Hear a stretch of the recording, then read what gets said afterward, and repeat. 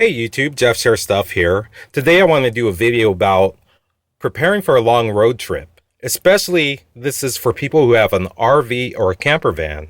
And say if that vehicle doesn't get driven every day, it's not your main commuter vehicle to work.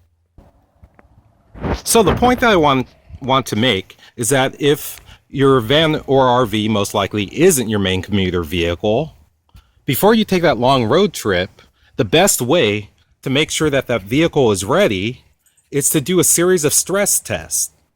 Now, I haven't heard many people talk about this, but what I do before I ever go on a long trip, usually my trips are at least 2,000 miles. I do an annual trip.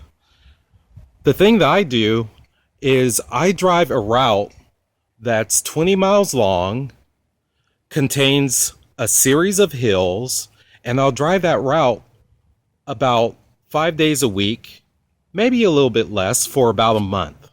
And that way, by driving that route over and over again, I'm going to find out if there's anything wrong with my van. Now, when I drive this route, I really push my van. So when I drive up hills, for instance, I drive up the hills at 80 miles per hour because my van, with the engine that it has in it, driving up a steep hill at 80 miles per hour is like nothing. So I already know the tendencies of my vehicle. It should be able to do that hill without any problems. So by driving this course repeatedly over and over again, by the time you take your vehicle to the mechanic, if something is wrong with your engine or any other part on your vehicle, you're going to know about it. So also when you drive, you need to have the radio down. You need to be listening to any kind of brake noise, any kind of engine noise.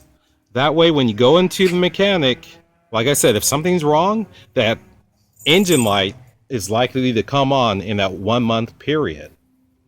So think of it this way.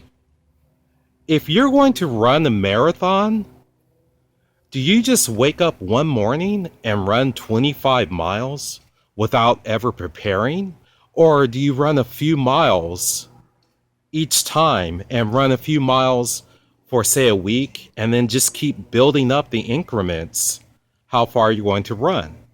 So if you drive a camper van, an RV, and like I said, it's not your daily commute vehicle, you should think of it that way.